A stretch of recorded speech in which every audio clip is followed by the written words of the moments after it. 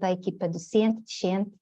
Agradeço o facto de ter aceitado este desafio, de vir aqui partilhar connosco algum do seu trabalho, das suas reflexões sobre as ligações que são tão antigas entre a literatura e a animalidade. A questão animal sempre interessou muitíssimo os poetas, os filósofos também, os escritores, e a professora tem um trabalho muito profundo e muito interessante que hoje nos dá aqui a graça de partilhar connosco.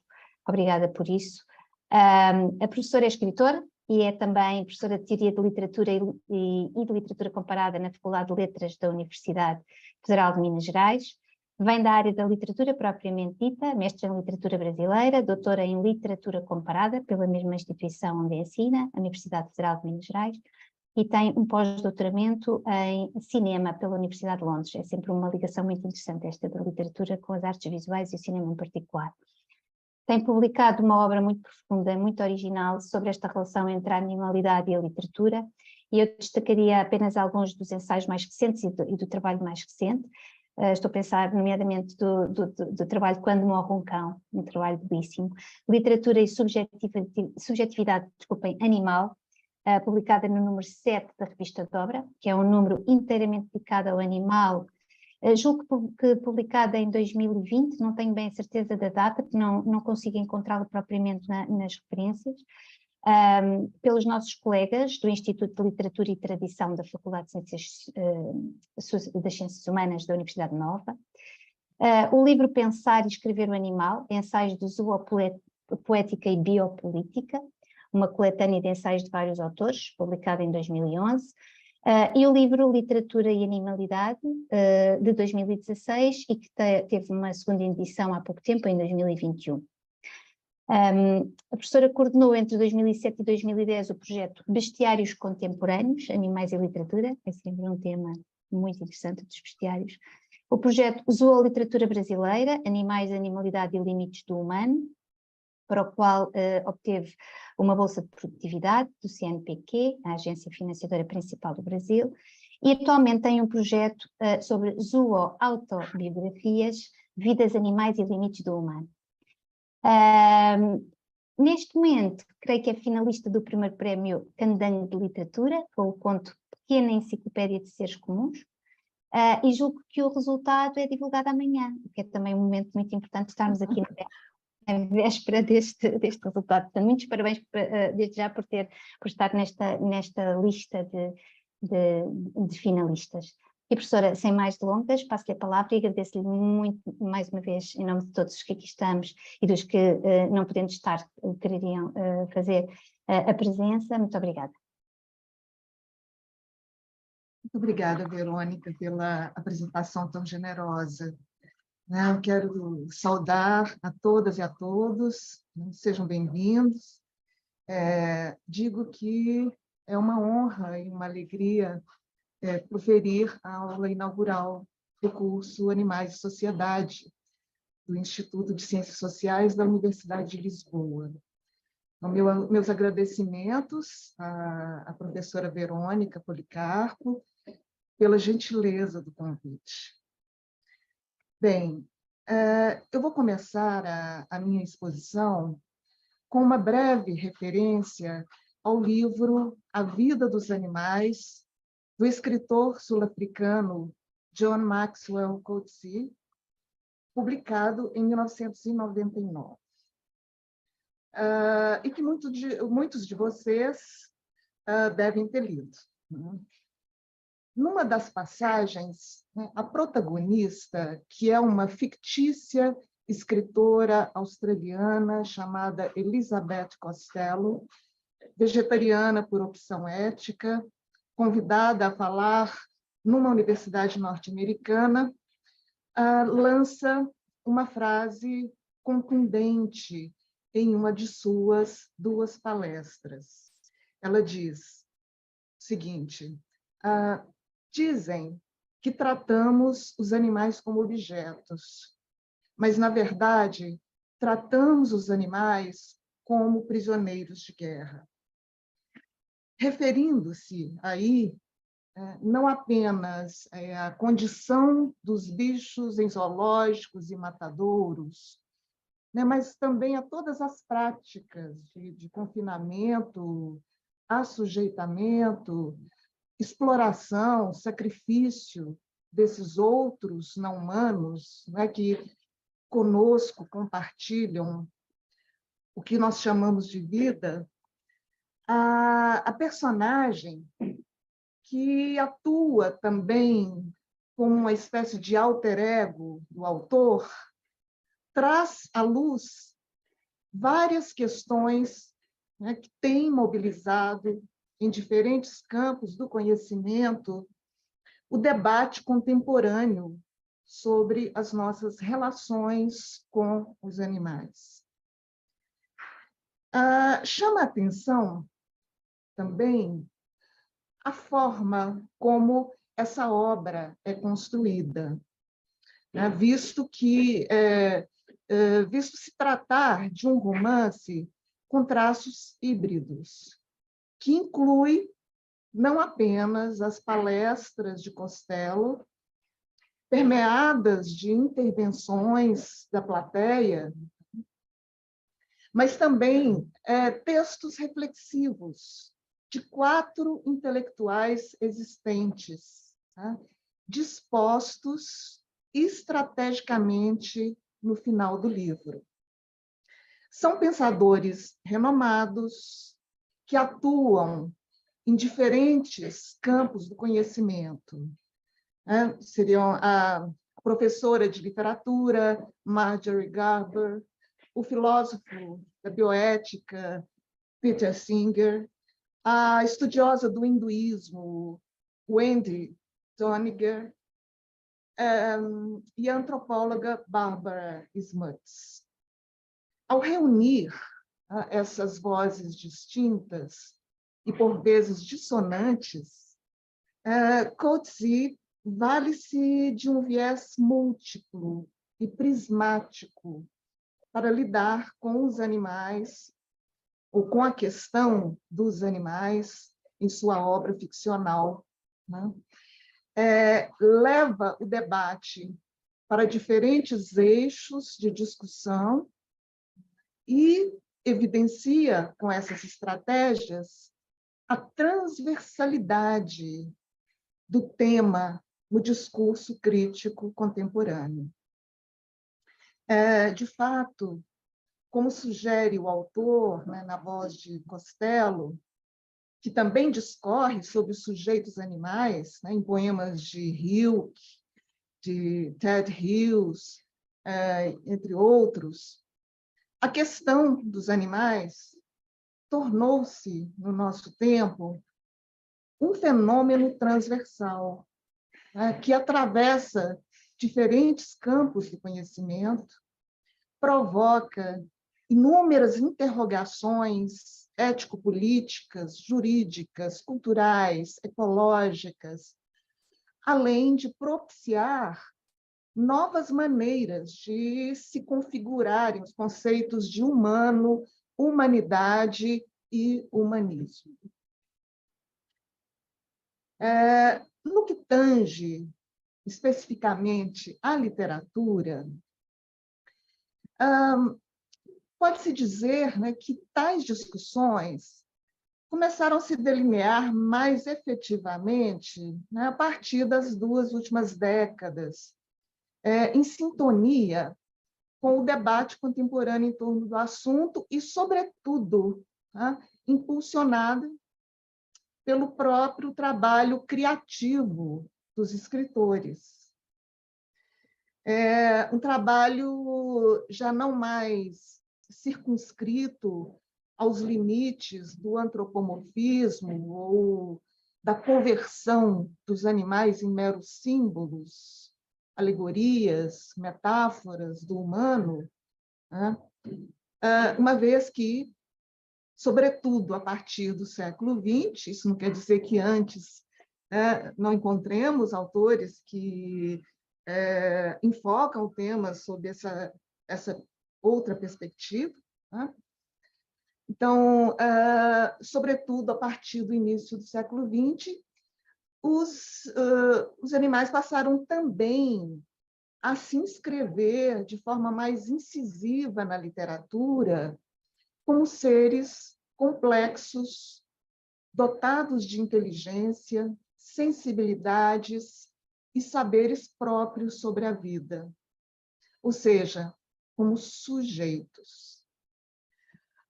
Não bastasse isso, houve ainda, né, podemos dizer, uma retomada positiva da noção de animalidade, né? Animalidade que também se inscreve no humano, bem como uma investigação criativa, né, dos limites e liames entre viventes de diferentes ordens, famílias e espécies. Tá? E esse movimento, né, possibilitou, sem dúvida, que as reflexões crítico-teóricas sobre literatura também se ampliassem e adquirissem uma feição transdisciplinar, né? Suscitando, inclusive, a emergência de novos conceitos de caráter híbrido, como o de zooliteratura. Quer dizer, esse termo, que designa o conjunto de práticas literárias ou obras, né, de um autor, de um país, de uma época, né, que privilegiam o enfoque de animais, pode ser também concebido como uma alternativa à palavra bestiário, né, a qual tenho preferido empregar, né, mais no sentido estrito de coleção, catálogo, né, de animais reais e fantásticos, ou seja, enquanto um gênero literário, iconográfico, né, oriundo da cultura medieval. Isso porque bestiário, né, por ser derivado da palavra besta, né, carrega toda uma carga simbólica negativa, né, oriunda da tradição judaico-cristã.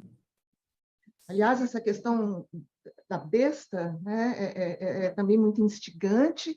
Derrida dedicou uma série de seminários, né, sobre esse tema, a besta e o soberano, em que ele discute os matizes dessa noção e as consequências, né,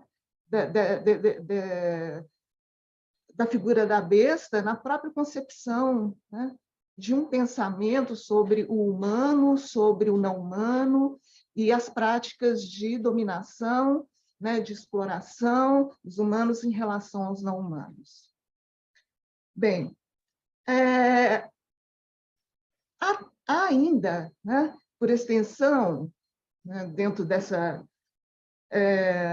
nomenclatura, né, nesse conjunto de nomenclaturas, a palavra zoopoética, né, relacionada tanto ao estudo teórico de obras literárias e estéticas sobre animais, né, quanto à poesia de um determinado autor, né, centrado nesse universo animalista. Você pode falar a zoopoética de Herberto Helder, né? A zoopoética de Hilda Hilst, a zoopoética de Ted Hughes, exatamente envolvendo esse conjunto de poemas voltados para essa questão, né? Quer dizer,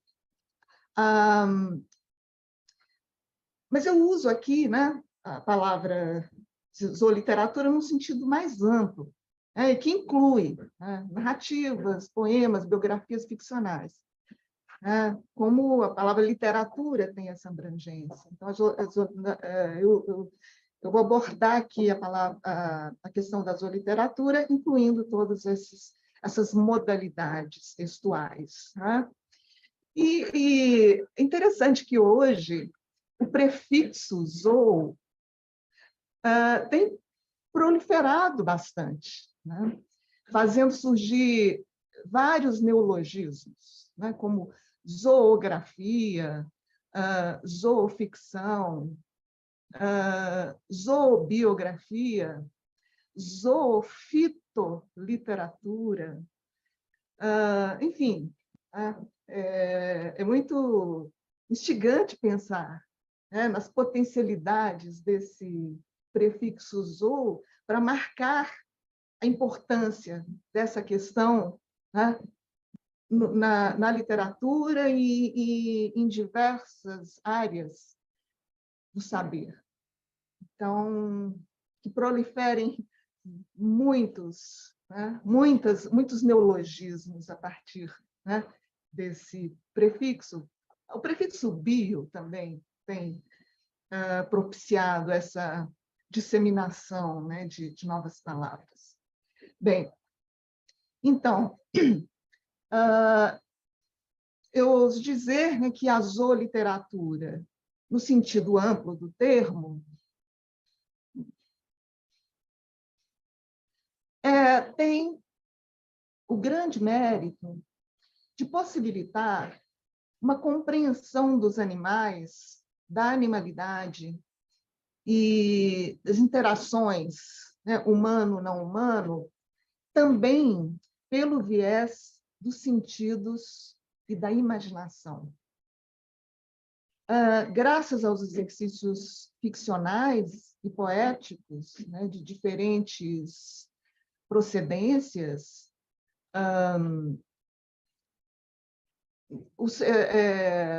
quer dizer, essa noção nos leva, né, a atravessar as fronteiras, né, entre as espécies, né, e em direção a outra margem, né, a dos animais não humanos. E isso, né, num encontro também com a animalidade que nos habita, que está dentro de nós.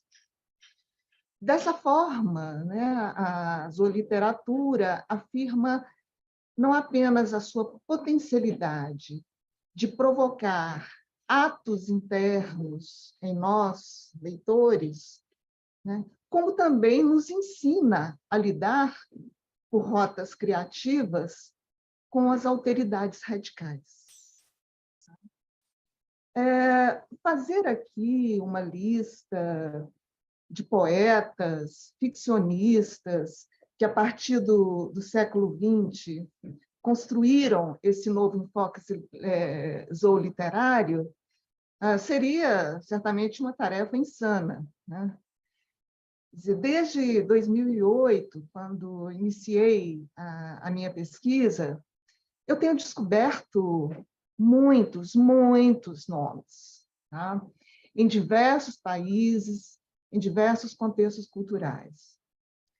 E essa lista só aumenta a cada dia, sobretudo se considerarmos as últimas décadas, né? Quando a questão veio à tona com muita força, né? Em decorrência daqueles fatores que eu mencionei, né, no início da minha fala. Quer dizer, de fato, não são poucos os escritores que têm explorado diferentes categorias do mundo zoo, né, como das feras enjauladas, nos zoológicos do mundo, das cobaias de laboratório, dos animais silvestres, dos bichos domésticos e rurais, dos cães de rua, das espécies em extinção, enfim, né? Todas as categorias entram na literatura. Os vermes, as minhocas, os insetos, tudo. Né? Para não mencionarmos os autores, né, que lidam com o transpensamento das fronteiras entre os mundos humanos e não humanos, né? Isso por meio dos devires e das metamorfoses.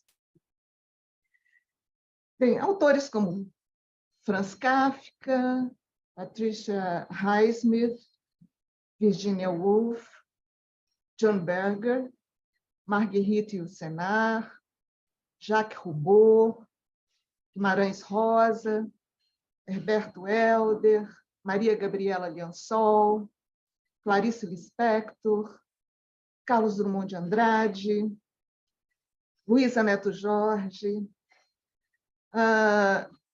Ted Hughes, Yoko Tawada, Alama Banku, Iva Hornung e o próprio Coetzee, né?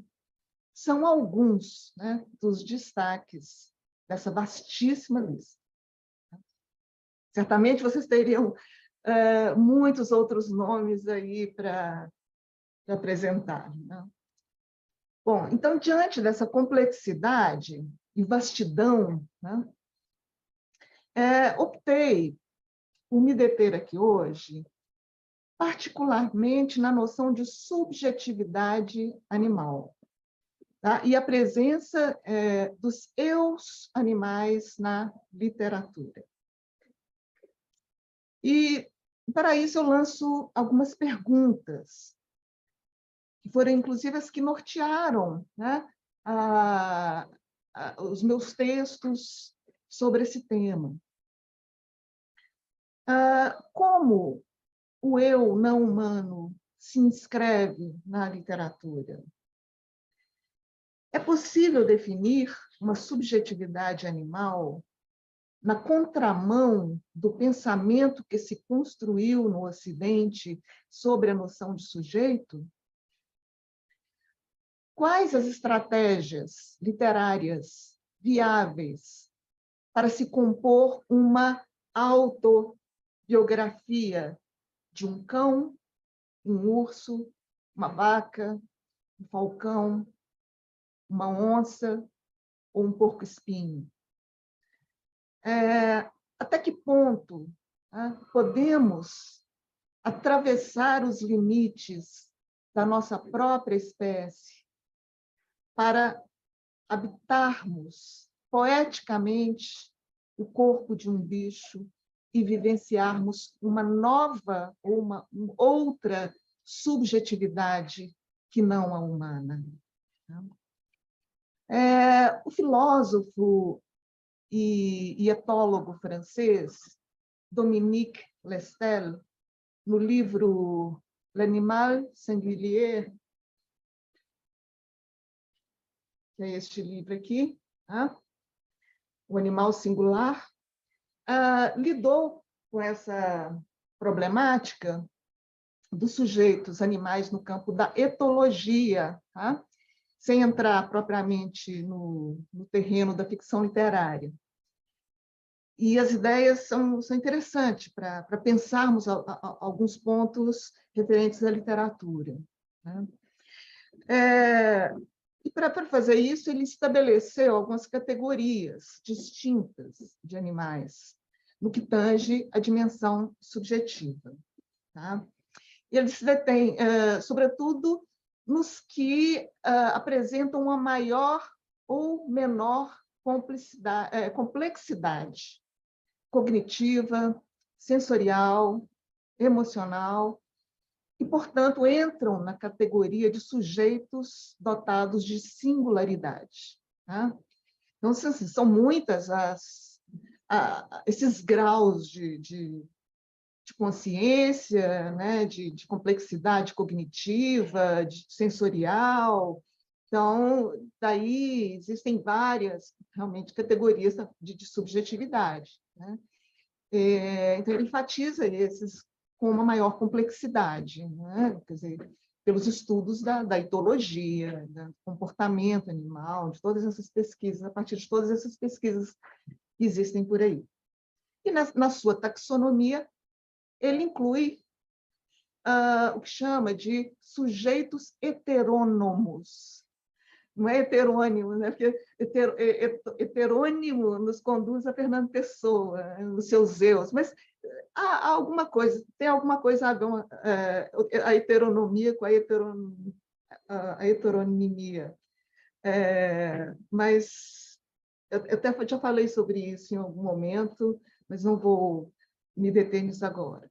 Bom, então, ele inclui o que chama de sujeitos heterônomos, ou seja, os que mantêm uma convivência próxima com os humanos e, portanto, se contagiam dessa proximidade, já que a heteronomia, né, implica a sujeição a uma lei exterior, uma sujeição à vontade de outrem. Tá? E nessa categoria estariam os animais domésticos, rurais, os que são levados para os zoológicos para uma convivência forçada com tratadores e visitantes, além dos que são amansados e adestrados em atividades esportivas, né, entre aspas, como a falcoaria, por exemplo. Essa proximidade, né, entre as espécies...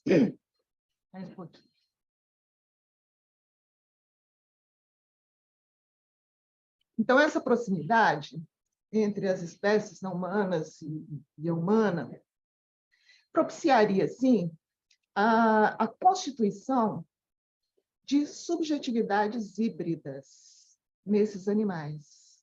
Tá? O que não os impede, contudo, né, de desenvolver comportamentos de grande densidade, tá? E uma posição ativa dentro de comunidades e grupos interespecíficos, e chegarem até mesmo à condição de pessoas. Tá? E eu penso aqui, né, na cachorra-baleia, da novela Vidas Secas, né, de Graciliano Ramos. Eu penso no cão Rambo, do romance Mira, da portuguesa Maria Velho da Costa. Então, são realmente pessoas não humanas ali. Não porque são antropomorfizadas literariamente, né? Mas porque são consideradas nas suas potencialidades cognitivas, sensoriais, né? Na sua inteligência, os seus afetos e na sua participação efetiva dentro dessas comunidades.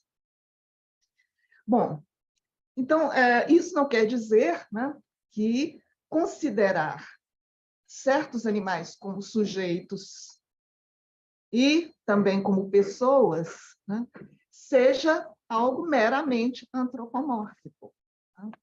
Como se os chamados próprios do homem, né, e aqui eu uso uma expressão usada pelo Derrida no Animal que Logo Sou, né, então, quer dizer, como se esses próprios do homem, né, e que foram definidos pelo pensamento antropocêntrico, né, que seriam a capacidade de sentir, pensar, criar, sonhar, saber, né, fossem faculdades exclusivas da nossa espécie. E para evocar mais uma vez o Lestel, né, cito: é a nossa noção de pessoa que é antropomórfica. Né?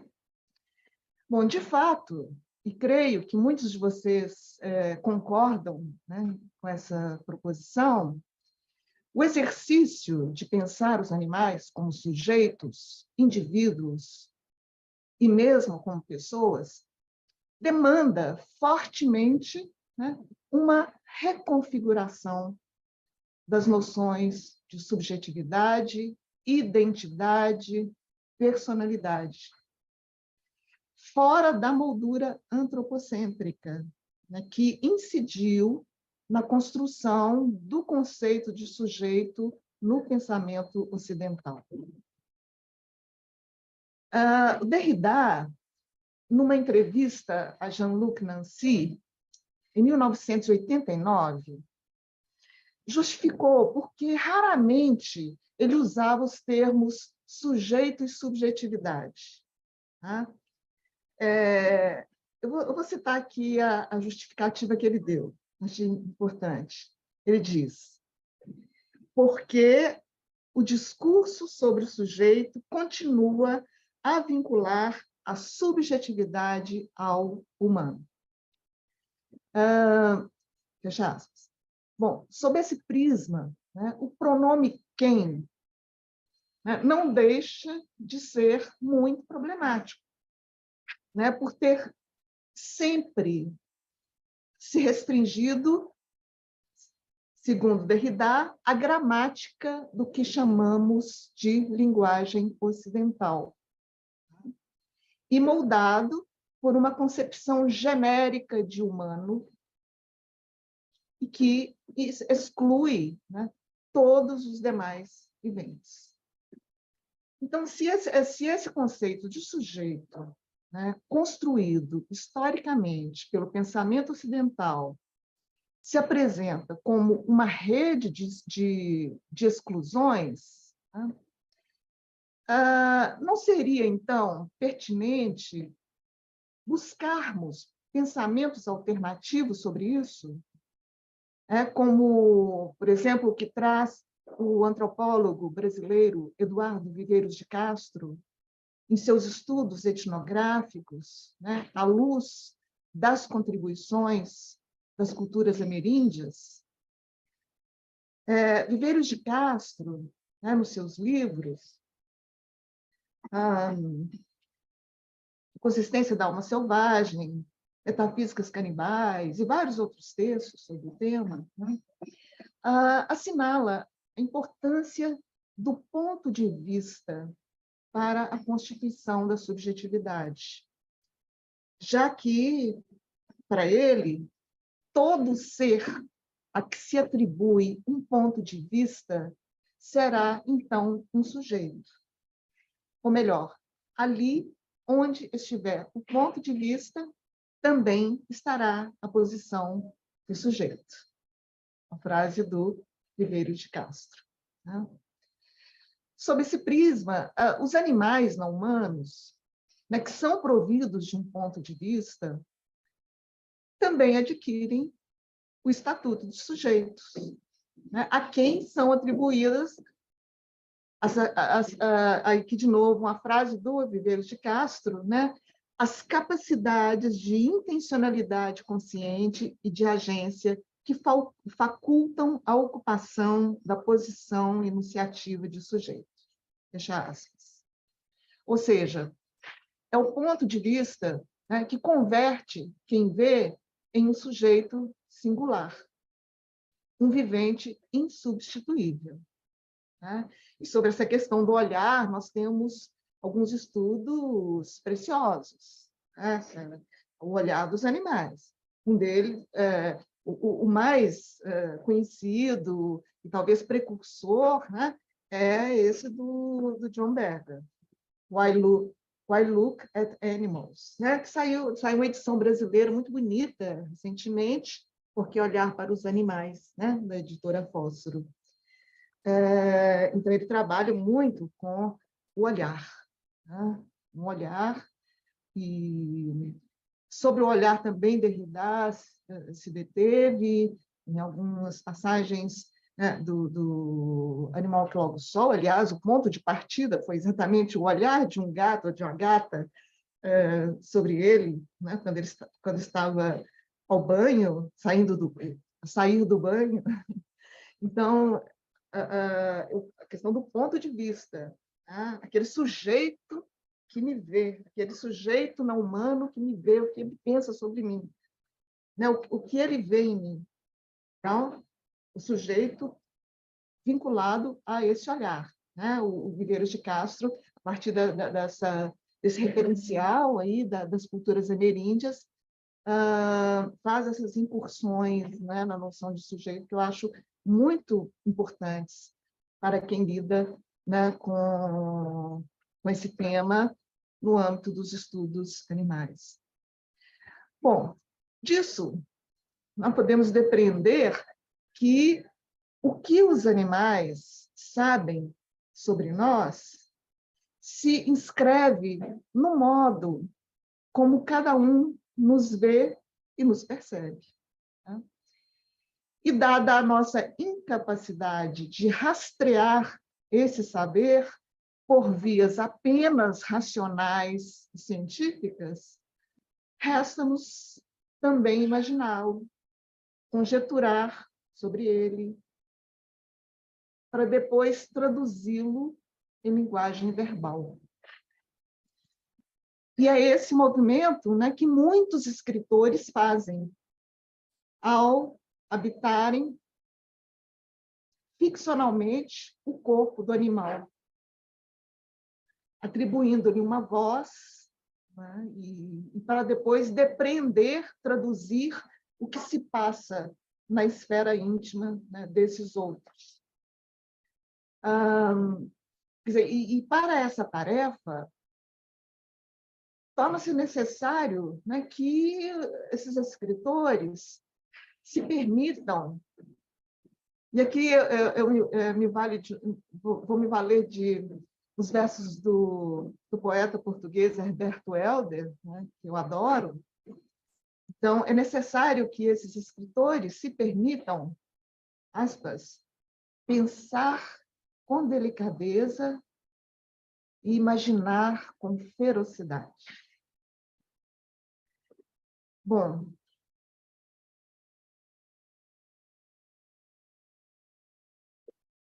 cabe dizer ainda, né, que esse esforço de sondar as subjetividades não humanas tem também a potencialidade de fazerem surgir novas estruturas narrativas e modalidades de expressão. Tá? Até mesmo certos recursos da fábula, né, são incorporados em alguns textos, embora subvertidos em sua função fabular original. E isso se dá, por exemplo, no conto Conversa de Bois, né, de Guimarães Rosa, incluído no livro Segarana, de 1946, e sobre o qual eu escrevi um artigo sobre o tema dessa nossa palestra, e que a professora Verônica mencionou logo no início da sua apresentação. Bom, nessa narrativa, vale lembrá-la aqui, né, um personagem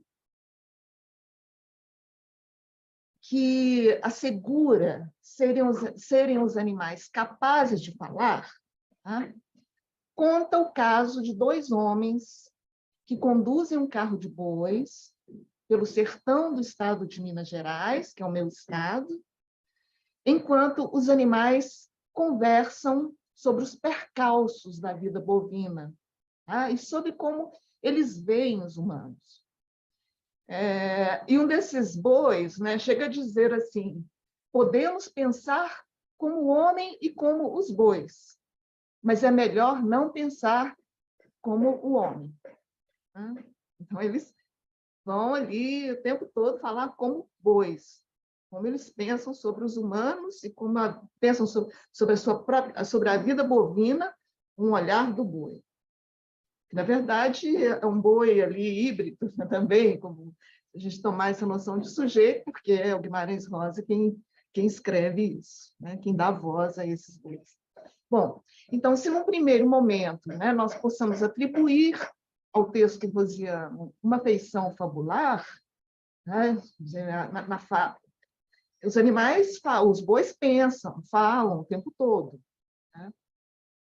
E, nesse sentido, eles têm caráter da fábula. Mas os princípios, né, que norteiam esse texto, né, são distintos dos que regem as fábulas tradicionais. Tá? Isso porque os bois de rosa não aparecem no conto como meras representações do universo humano, né? E tampouco a história possui um caráter moralizante, edificante, né? Quer dizer, os bois rosianos estão longe de apenas significar, enquanto protagonistas da história, algo que ultrapassa os limites da condição animal que os define. Eles são, sim, animais, tá? Que expressam o que o autor imagina que eles falariam se pudessem se valer de palavras. E ainda que a linguagem atribuída a eles seja humana, e não haveria como ser diferente, né? Já que todo animal literário o é, né? Graças aos artifícios verbais próprios da nossa espécie, percebe-se que o autor adota uma maneira peculiar, né, não submissa às convenções seculares em torno da figura animal, de lidar com os bichos. Né? São palavras, quer dizer, se essas palavras, né, são próprias do humano, isso não quer dizer que, para Rosa, a capacidade de pensar, sentir, ter uma linguagem distinta e uma visão de mundo seja inerente a nós. Né? E aí vem esse esforço da imaginação e da empatia, né, para registrar isso e trazer para um texto literário. Aliás, existem inúmeros poemas e contos voltados para os olhares e pensamentos animais sobre o mundo e a humanidade. Né? Eu ofereci um curso recentemente na Unicamp e apareceram muitos poemas, muitos contos que eu não conhecia, né? Que tem esse olhar animal, o animal como protagonista, ou como narrador, ou como eu poético. São muitos. Bem, e esse é o caso de algumas, é o caso também, né, de algumas obras ficcionais de viés biográfico e autobiográfico, que possuem animais não humanos como protagonista ou narradores. Tá? A exemplo do romance Memórias de um Urso Polar, da japonesa radicada na Alemanha, Yoko Tawada, né, publicado originalmente em alemão, né, em 2014. A esse livro se juntariam diversos outros das últimas 2 décadas, como F de Falcão. Estou com esses livros aqui.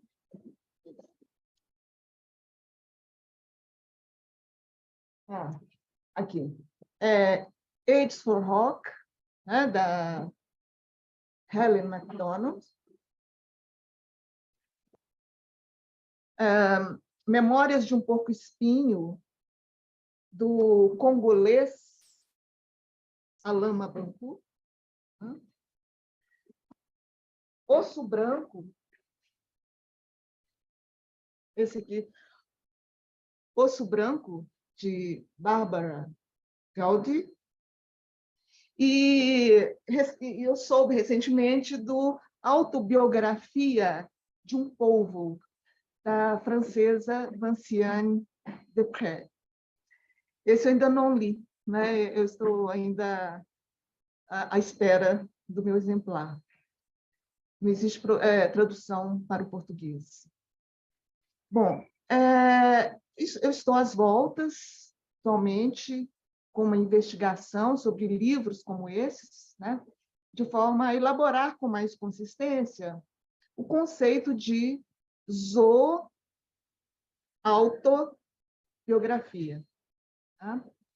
E é um conceito intrinsecamente vinculado à noção de subjetividade animal.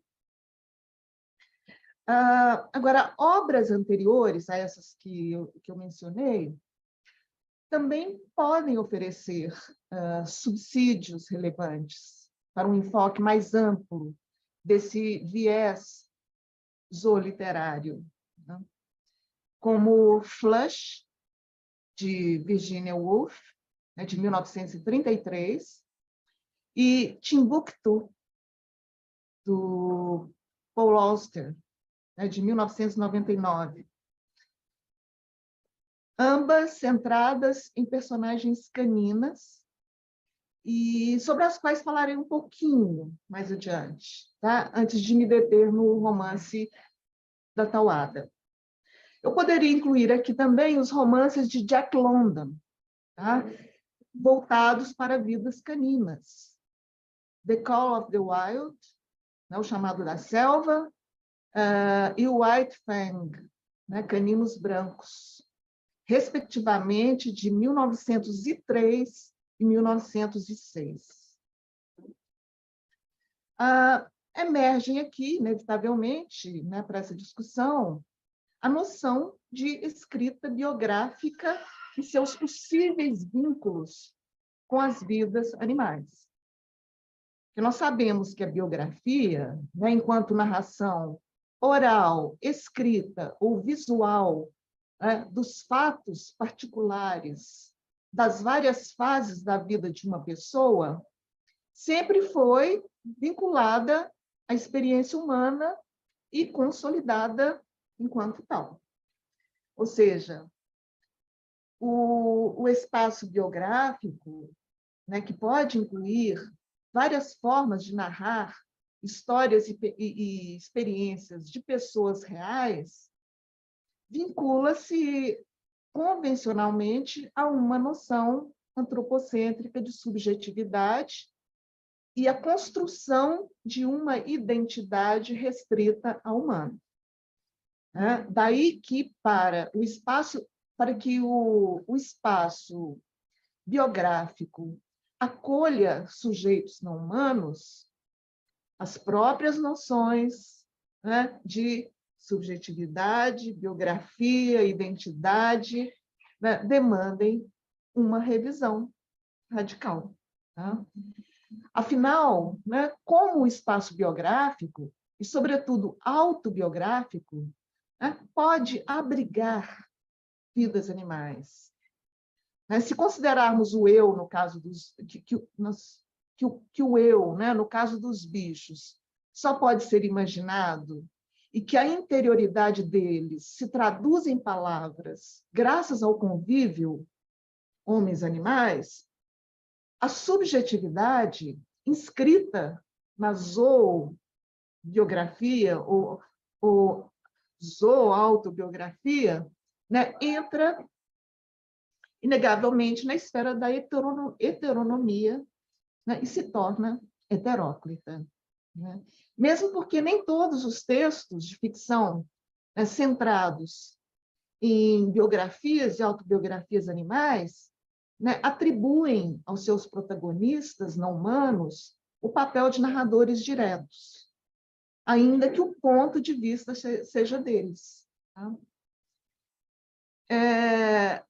E o texto memorialístico, né, que disso resulta, só pode ser considerado uma construção. Então, assim, o cachorro não diz eu. A história dele é narrada em terceira pessoa, mas o ponto de vista é dele. Né? É o que nós chamamos de discurso indireto livre, aí, que é usado, né, por autores para lidar com essa ambiguidade, né? E com esse dialogismo. Então, e nesse território, né, não há como não falar do Flush. Né? Flush, a Biography, esse é o título, né? Uma biografia, considerado da Virgínia, né? Considerado um marco canino, né? Ou um marco do cânone canino, né? Do século XX. Por ter biografado de forma inovadora o cachorro Flush, um Cocker Spaniel que viveu na companhia da poeta britânica Elizabeth Barrett Browning.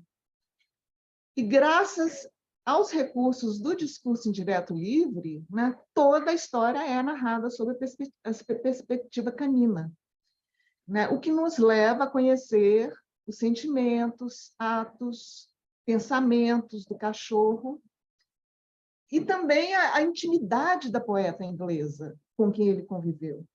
Tá?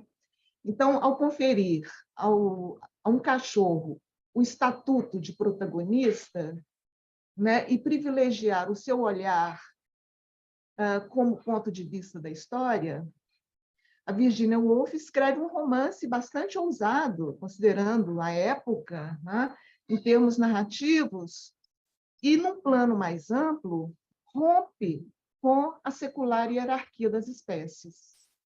Tá? Porque ela reconhece o cão como um outro, né, que pensa, sente, sonha, experimenta o mundo com as faculdades e habilidades que são inerentes, como o faro, né? Tem uma parte grande sobre os cheiros.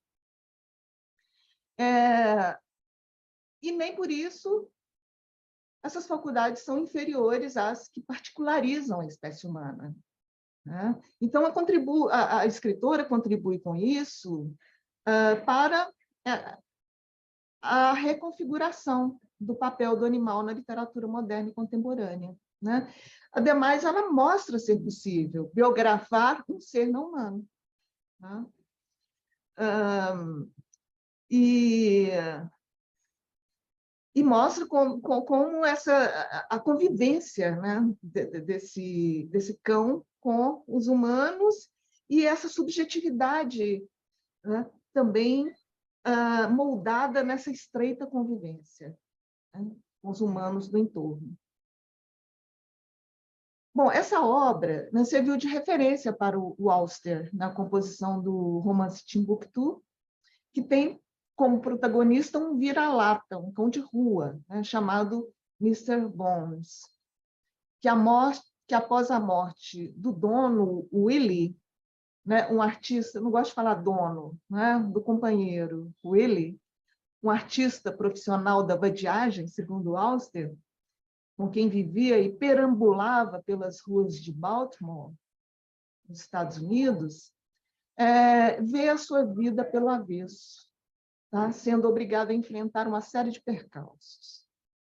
Embora o Auster não tenha incluído a palavra biografia no título, né, como fez a Woolf, e nem sabemos se, de fato, o vira-lata Mr. Bones existiu, não há como negar o caráter biográfico, né, e ficcional, ou o caráter de biografia ficcional do livro. Quer dizer, é um livro que evidencia que os cães de rua também são dignos de ter as suas histórias de vida contadas, assim como seus companheiros humanos sem teto também são. O Auster cria, assim, uma biografia canina que, até certo ponto, né, se mistura à história da vida do Willie e explora recursos narrativos que permitem aos leitores entrar no mundo íntimo dos dois, mas sempre sob a perspectiva do cão, né? Tal como acontece em Flush. E, através desses artifícios, de ambos os livros, né, nós temos acesso aos espaços urbanos, às esferas sociais, né, em que os cães biografados circulavam. Muito interessante isso. Então, Londres visto sob o olhar canino, né? As ruas de Baltimore vistas sob o olhar canino. A sociedade, né, vitoriana vista sob o olhar canino.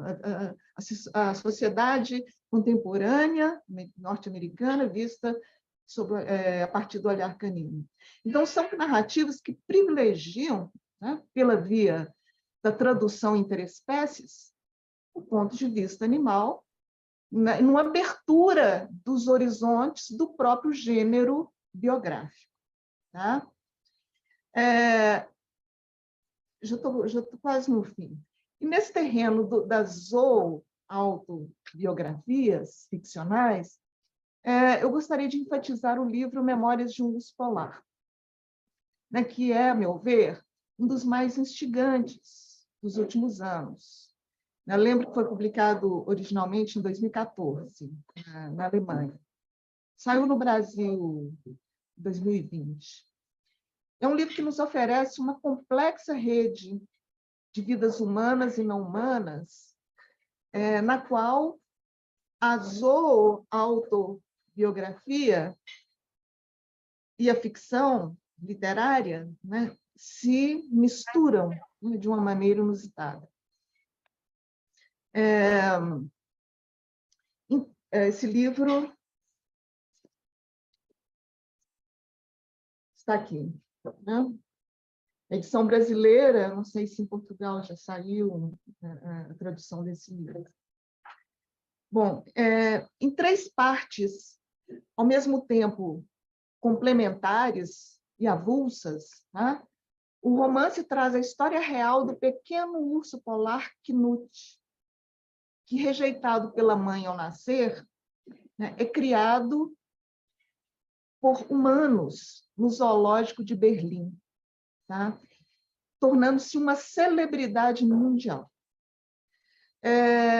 Antes, porém, de se centrar, né, nesse urso, né, que ocupa toda a terceira parte do romance, a escritora traz à tona as autobiografias da avó e da mãe do urso abandonado, que também viveram em espaços de confinamento em diferentes países, foram submetidas à exploração em circos e zoológicos europeus e mantiveram complexas relações com a nossa e outras espécies animais. Ou seja, a Yoko Tawada compõe 3 biografias e autobiografias, isso se mistura, né? De ursos em um só livro, a partir de um engenhoso entrelaçamento de mundos humanos e não humanos, e cria-se um intrincado jogo entre primeira e terceira pessoa narrativas, tá? Ao mesmo tempo em que reinventa a prática do antropomorfismo. E como, se não bastasse isso, ainda discute as deploráveis consequências do aquecimento global e das catástrofes ambientais para a vida do planeta. Ao conjugar personagens, situações reais e inventadas, né, sem se furtar também ao uso de elementos oníricos, a Tawada surpreende o tempo todo a expectativa dos leitores. E várias indagações permeiam silenciosamente as páginas do romance, como estas. Até que ponto uma treinadora de circo é capaz de ultrapassar os limites de sua própria espécie para habitar o corpo do animal que ela adestra e vivenciar uma outra subjetividade que não a humana? Em que medida uma ursa polar, em intrínseca relação com os humanos, pode escrever um relato pessoal sobre a sua vivência com eles e ter um ponto de vista sobre o mundo e a humanidade? O que os animais aprisionados em circos e zoológicos podem nos dizer sobre as relações de controle que constituem a nossa sociedade humana, né? E vice-versa? Assim, né, a feição de Virginia Woolf e Paul Auster, mas de um modo bastante diferente, peculiar, e mais atenta, é claro, às demandas do nosso presente, né? Ela faz uso de estratégias narrativas engenhosas para dar voz aos bichos e priorizar os pontos de vista das autoridades não humanas. Contribui, assim, né, para a travessia das fronteiras entre as espécies e evidencia as animalidades, as múltiplas animalidades, né, que constituem o mundo vivo. Quer dizer, esse e vários outros livros que poderíamos abordar aqui dentro desse campo das biografias, né, mas o tempo não nos permite, contribuem, inegavelmente, para uma constatação. Nós, humanos, não somos os únicos sujeitos do universo. A constatação essa que não deixa de instaurar, né, um novo abalo, digamos, sísmico, né, na concepção antropocêntrica do mundo e, em consequência, no próprio conceito sedimentado do humanismo, de humanismo, né? Não à toa, o Dominique Lestel chamou esse abalo de a quarta ferida do narcisismo humano. Tá? Em suas palavras, eu cito o Dominique, agora a humanidade vive a sua quarta ferida narcísica. Não enxergar essa ferida já é um sintoma. Que ela ainda não tenha sido levada em conta é outro sintoma. E a recusa em considerá-la um problema é um terceiro. Só para lembrar, né, as outras 3 feridas narcísicas foram provocadas por Copérnico, né? A Terra não é o centro do universo, por Darwin, né? O homem é um animal, e Freud, né? O homem não tem controle sobre o seu inconsciente. Então, segundo o Lestel, o homem não é os homens não são os únicos, ou os humanos, eu prefiro usar a palavra humanos. Os humanos não são os únicos sujeitos do universo, seria outra ferida narcísica. Bom, se a ciência e a filosofia, né, só agora passaram efetivamente a reconhecer isso, a literatura já há muito tempo tem lidado com a complexidade das vidas não humanas, tá? Criando diferentes formas de encontro com a alteridade animal. Né? Pois, como vimos, a incursão na animalidade é uma experiência que se inscreve especialmente na ordem dos sentidos, né, da empatia e da imaginação. Mesmo que novas e reveladoras descobertas etológicas sobre as habilidades, faculdades e peculiaridades cognitivas de animais de várias espécies, né, têm sido com frequência divulgadas pela ciência nos últimos tempos, o conhecimento meramente racional e científico não dá conta de traduzir a esfera íntima dessas alteridades para a linguagem humana. Né? É necessário dar um salto,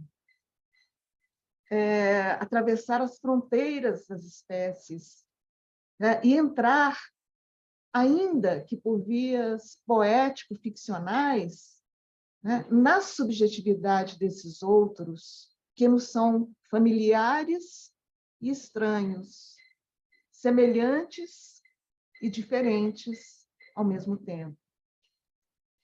Eu poderia ir mais longe no enfoque, como eu disse, de outros livros, como Memórias de um Porco-Espinho, F. de Falcão, tá? Mas eu fico por aqui para que tenhamos tempo para discutir essa fascinante complexidade da subjetividade não humana no cenário da zooliteratura moderna e contemporânea.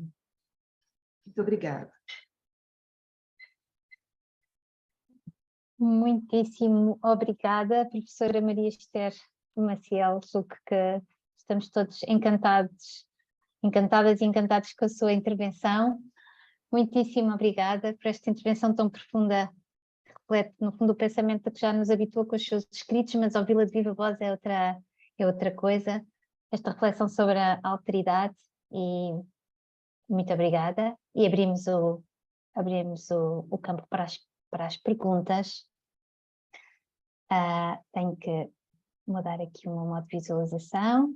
Temos aqui 2 modos de inscrição, não é? O clássico, e eu vou fazendo aqui um screen, aqui andar no ecrã para a frente e para trás à procura das vossas mãos. Ou então aquela funcionalidade técnica, já sabem que há uma mãozinha para levantar também, se for necessário, ou se preferirem, as duas são bem. E também vou dando aqui um olhinho ao chat, quem não possa por alguma razão, enfim, usar da voz, porque está num ambiente muito ruidoso, ou por alguma razão, ou porque está afónico, também pode escrever a sua pergunta aqui e eu leio.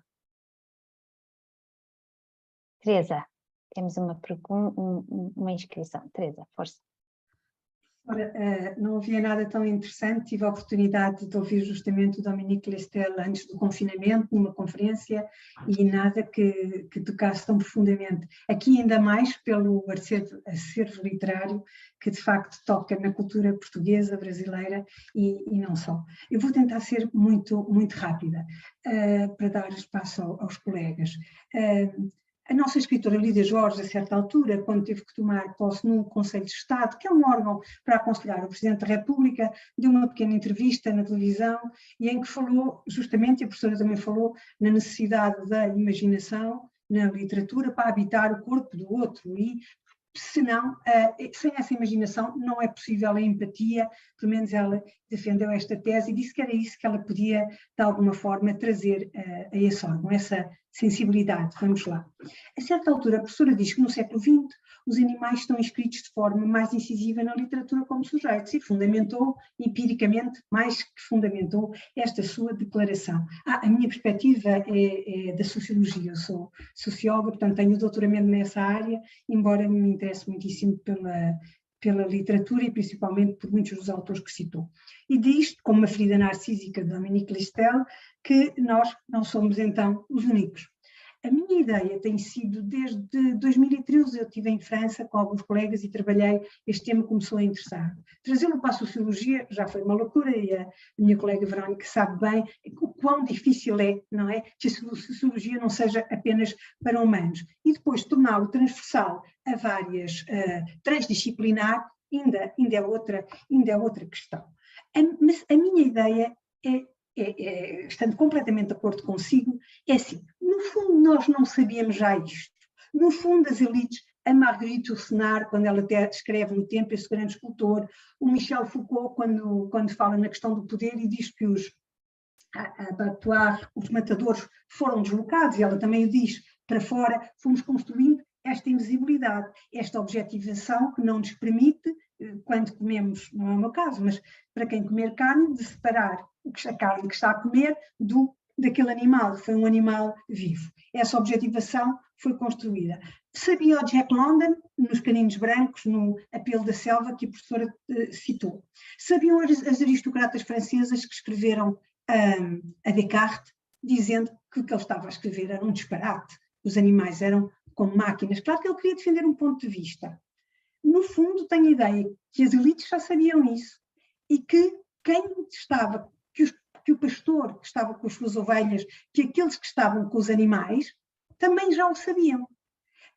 Dá-me ideia que fomos construindo muros para negar, como também disse, esta realidade que nos magoa tanto, e fomos construindo estes muros de invisibilidade, de objetivação, é a ideia que eu tenho. E no fundo, lá está, eu não cheguei lá pela sociologia, que é a minha área, eu cheguei lá pela literatura. Cheguei lá pela literatura. Neste caso, penso em Marguerite Yourcenar principalmente, e em Guimarães Rosa, e também pelo Jack London. Mas até podia pensar noutros nomes. No fundo, foi a literatura que permitiu esse exercício do outro. Agora, dá-me ideia que, historicamente, nós já sabíamos isto. Não, depois da industrialização, nós quisemos negar cada vez mais. Parece-me que este pensamento se tornou mais democrático. Está ao acesso de todos, disponível, com a urbanização, com o acesso à cultura, com a democratização da cultura.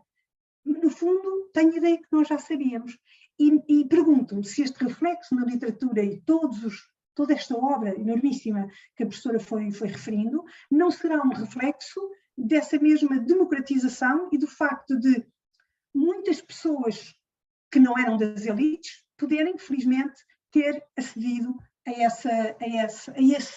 essa possibilidade de, no fundo, escrever sobre, colocando-se no ponto de vista do animal, não é só o sujeito, mas, como disse também o narrador, essa questão. Mas pronto, a minha grande questão é esta, eu tenho sempre a impressão, nós já sabíamos, havia pelo menos dois estratos, também podíamos entrar pelas questões da religiosidade, do esoterismo, etc. Nós já sabíamos, mas dá-me ideia que houve aqui dois movimentos, um de negação, pelas elites mais puritanas, protestantes, católicas, as autoras feministas tratam disso, E, por outro lado, um movimento contrário, vamos lá, de democratização e de urbanização e de acesso à educação, que permitiu a eclosão de uma literatura dessa perspectiva, permitiu ver este outro que não é assim tão radical.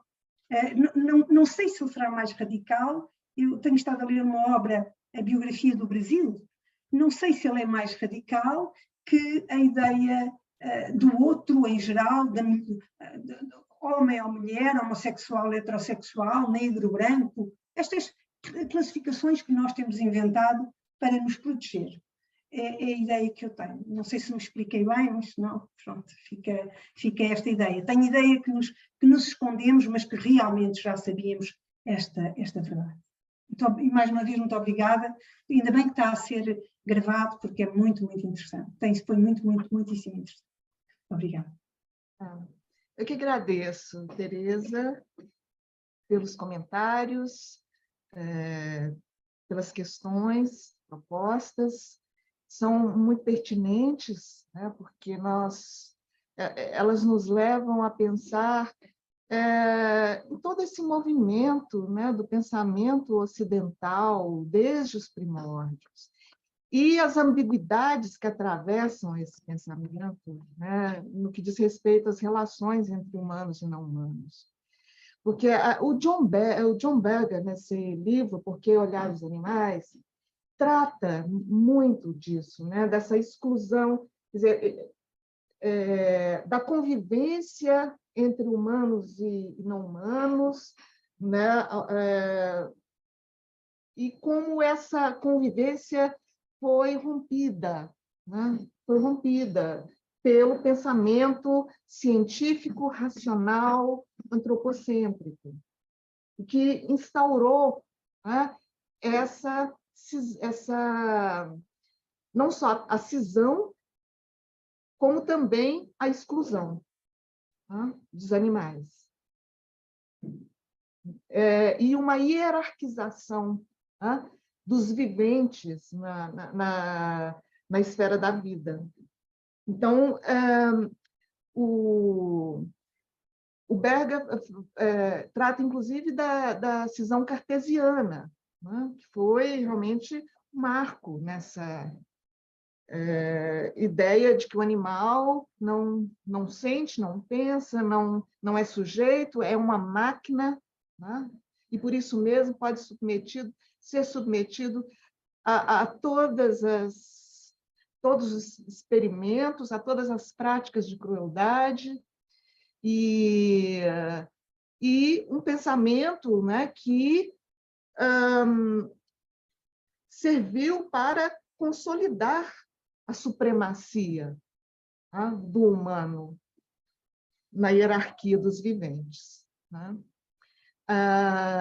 E essa cisão, né, que está também discutida no livro do Derrida, O Animal que Logo Sou, na literatura, nas artes, ela passa a ser questionada. E também na convivência, quer dizer, quem convive com os não-humanos, quem tem uma relação de afeto com os não-humanos, né, sabe muito bem, né, que eles são sujeitos, né, que eles pensam, que eles sentem, que eles sonham, que eles têm afetos, que eles têm inteligência, habilidades artísticas, inclusive, né? Todos que convivem com os bichos sabem disso, que tem uma convivência mais próxima. Agora, o problema foi essa sistematização de um pensamento antropocêntrico, né, que contaminou diversas áreas, né, desde a biopolítica, né, o direito, a sociologia, a história, tudo. Quer dizer, esse pensamento antropocêntrico, né, se instalou. né, em todos os campos. E na nossa maneira também, na maneira das sociedades lidarem com esses outros. Ultimamente, eu tenho me detido muito, né, na própria palavra animal, assim, nos dicionários de diferentes línguas, e como os sentidos atribuídos a essa palavra carregam os preconceitos, carregam, né, essa exclusão, carregam todo esse antropocentrismo.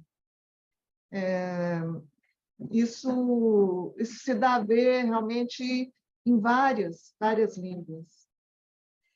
As palavras animal, animalidade, humanismo, humanidade, animalidade, besta, bicho.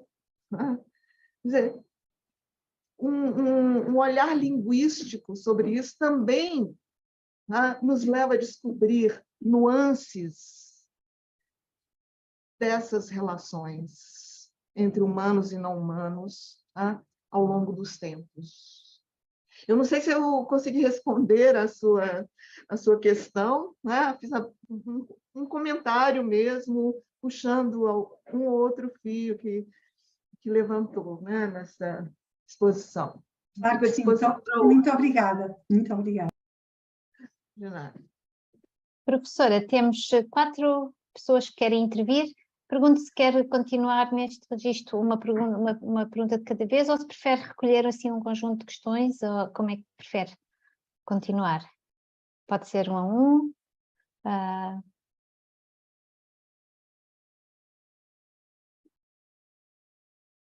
Não, professora? Oi? Estão-me a ouvir? Estão-me a ouvir? A pergunta dizia que temos 4 pessoas que desejam intervir e perguntava-lhe se pretende recolher mais do que os comentários, as perguntas de mais do que uma pessoa, ou se continuamos neste registro 1 a 1. Como é que prefere fazer? Como é que é mais confortável para si? Acho que é 1 a 1. Muito bem. Pode ser 1 Muito a 1. bem. Então, eu julgo que o Arthur colocou a mão primeiro que a Letícia, mas entretanto, Arthur, estás aí, ok. Porque entretanto, como tinhas a câmara off, então é o Arthur e depois a Letícia e depois o Daniel e depois a Sandra. Obrigada. Bom, primeiro, queria agradecer a Verônica, a organização do curso, da oportunidade aqui já da gente escutar aqui a Maria Esther, também já poder ver aqui a intervenção muito boa aqui da Tereza. E, para ser bem rápido, aqui eu cheguei assim, tive um pequeno lapso na entrada, e não sei se esse detalhe foi especialmente comentado. Mas quando a gente pega a literatura, a referência aos animais é enorme, né? Mas o que seria assim, o específico dessa literatura, Maria Esther, que você está buscando? É justamente esse tipo de literatura que vai tentar botar o foco narrativo, e aí talvez, né, o termo que você usou, subjetivação, ligado aos animais, seria isso próprio? Ou teria algum critério a mais e que isso fosse num sentido mais ou menos metafórico, no sentido de ser mais voltado para uma fábula ou não? Então, essa era a pergunta. Um comentário que eu diria assim, seria muito rápido, né, também. Que eu entendo que, apesar da gente ter tido toda uma corrente no pensamento filosófico que vem desde de Descartes, nessa direção dessa objetivação da vida animal, mas também a gente podia pensar certos outros aspectos da nossa vida cotidiana, o direito, como ele faz essa divisão entre pessoa e coisa. Eu entendo também, Maria Esther, que tem essas outras contracorrentes, né, não só nesse mundo ocidental, né, que vão se opor a essa filosofia tal como ela se constrói hegemonicamente, pelo menos até Nietzsche, né, mais tarde até Derrida, mas assim, a experiência das pessoas, dos cuidadores, das pessoas que convivem com os animais, né, talvez até dos veterinários também, que pudessem ir, o quão cartesiano eles seriam, a gente pode botar essa pergunta, mas eu também fico muito atento ao que alguns autores, você citou o Viveiro de Castro, mas o Felipe Descolat também, né, quando ele claramente, né, num livro como Mais Além da Natureza e da Cultura, ele pega vários exemplos de grupos humanos, né, desde o primeiro capítulo, que ele vai mostrando que o animismo, ao invés de ser uma espécie, primeiro, de algo pejorativo, é uma experiência extremamente interessante, e segundo, não seria algo isolado, né, por exemplo, das culturas ameríndias, mas teria muito mais expressões mundo afora. Então, eu acho que em certos outros grupos humanos, essas questões, elas, quer dizer, a literatura faria muito mais sentido do que um certo pensamento autorizado em termos filosóficos. Então, dizer assim que essa experiência da literatura ela não está isolada, mas ela tem boas companhias e companhias em termos, né, de, vamos dizer assim, ainda que a ocidentalização tenha construído essas experiências de outros grupos humanos como minoritárias, mas na variedade ela é muito, talvez, mais presente do que essas formas ocidentais. Fecho mais uma vez e agradeço aqui, né, as indicações. Já tenho, acho que, literatura para mais uns 2 anos aqui, né, de bom proveito. Obrigado mesmo pela fala e pela apresentação. Eu que agradeço as suas considerações, Arthur. O que você diz poderia desencadear aqui uma nova palestra, né? Me detive muito em algumas desses apontamentos, né, no meu livro Literatura e Animalidade, e ao abordar esse percurso, né, da história dos animais na literatura, porque quando você chegou um pouco depois, eu já tinha mencionado, de fato, que é uma literatura, a literatura que me interessa investigar agora, e, sobretudo, a que surgiu a partir de uma consciência dos animais como animais, a entrarem na literatura como animais, e não como símbolos, alegorias, metáforas de algo que os ultrapassa. Existem as fábulas, existiram os bestiários, mesmo uma literatura toda centrada nessa ideia do animal como símbolo a serviço do humano. Então, isso atravessa grande parte da história da literatura. Por isso que eu digo que um passeio pela história da literatura ocidental, e eu me detenho da ocidental, porque se eu fosse incluir a oriental, aí seria algo quase impossível, né? Talvez ainda chegue lá, mas, é claro, eu trago um ou outro elemento. Mas um percurso pela história da literatura ocidental permite-nos também extrair uma história dos animais na literatura ocidental, porque a presença dos animais na literatura está desde os primórdios. Só que, ao longo dos tempos, né, essa maneira de lidar com o universo zoo ganhou, né, outras configurações, ganhou outras nuances. E, então, interessa-me, sobretudo, pensar, né, sobre a presença de animais na literatura que vê os animais como animais. Claro que, no caso desses autores que eu mencionei, alguns, sobretudo a Tawada e o Guimarães Rosa, naquele conto, fazem uso da fábula, mas fazem uso da fábula para subverter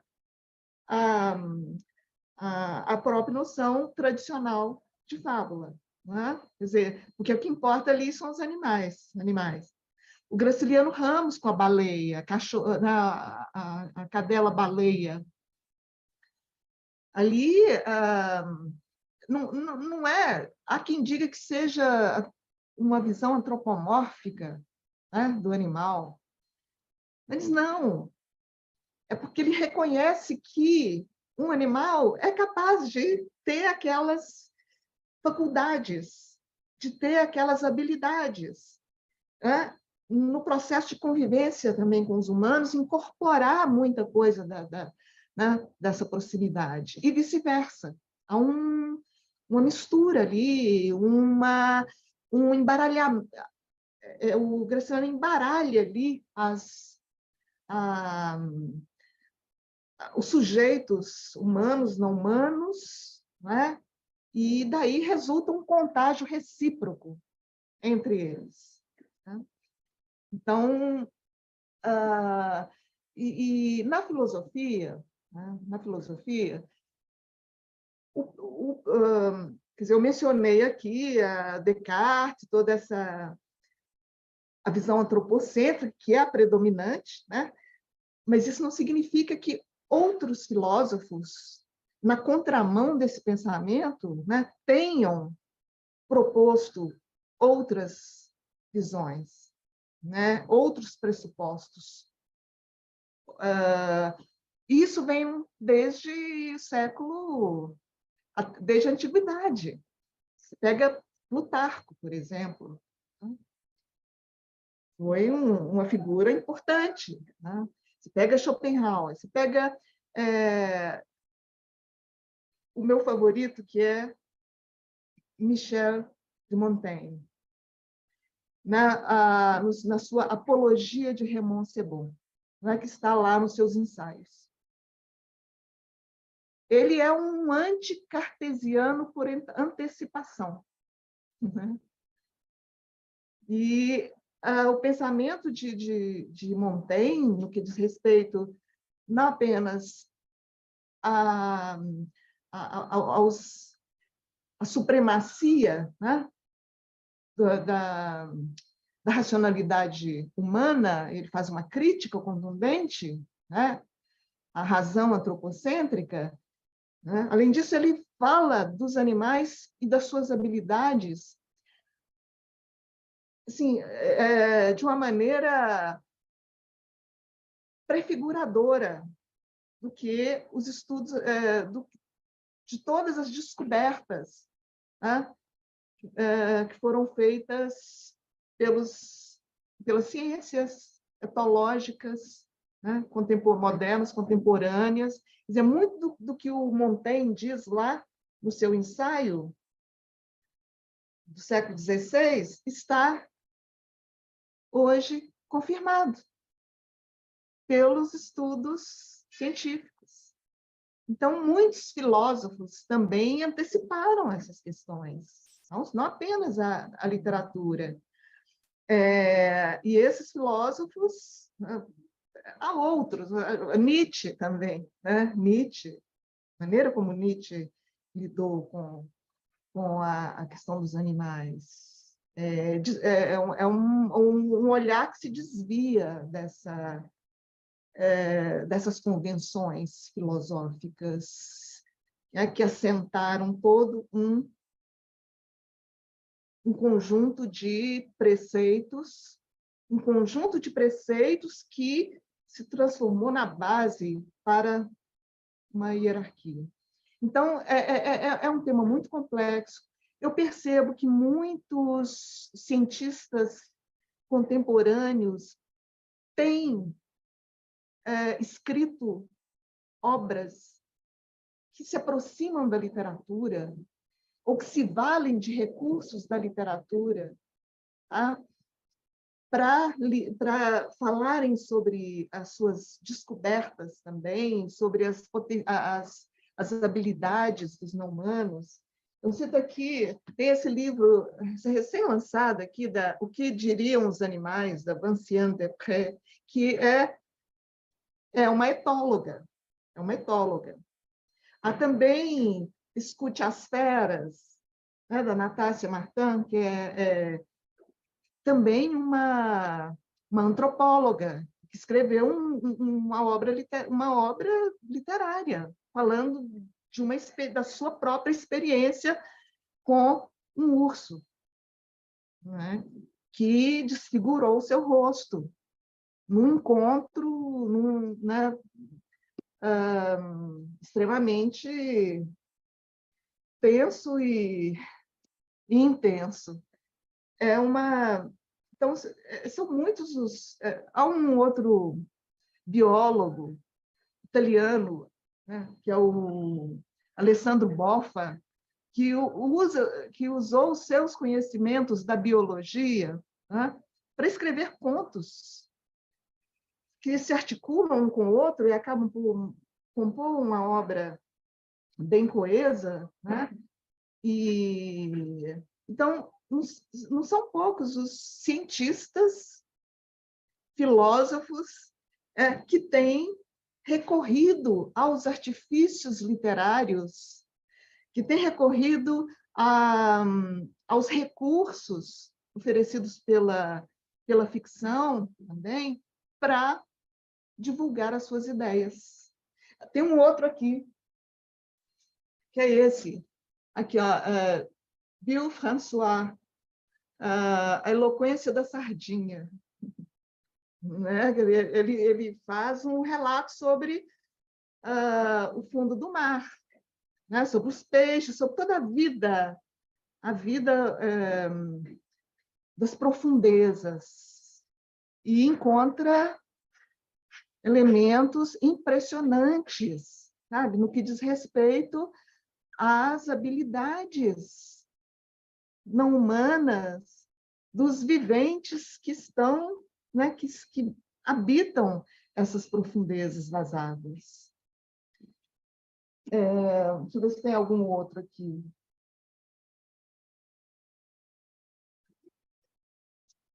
Não, os outros estão na minha estante. Eu separei esses porque, a meu ver, são assim, os que mais me tocam, mais me interessam. Bom, há algumas perguntas aqui também no chat. Né? Verônica, como que nós vamos fazer? Ainda tem duas perguntas, ainda tem duas pessoas de mão erguida, havia três, mas uma pessoa se calhar teve de sair, já temos aqui a Letícia e o Daniel, se calhar, como também já nos estamos o tempo vai se esgotando, podíamos recolher estas duas perguntas, o que é que acha a professora, da Letícia e do Daniel, seguidas, depois, se entender, comentar sobre elas e depois então as do chat, se achar bem. Tá bom, mas Arthur respondia a sua pergunta? Acho que eu diria que mais que respondeu. Acho que você me botou mais perguntas, mas como o tempo é imperioso, temos que ir para as outras, e acho que a conversa boa é aquela que deixa a cabeça da gente formigando. Então, pois é, seria bom uma conversa ao vivo sobre isso, um debate. Isso aí seria interessante.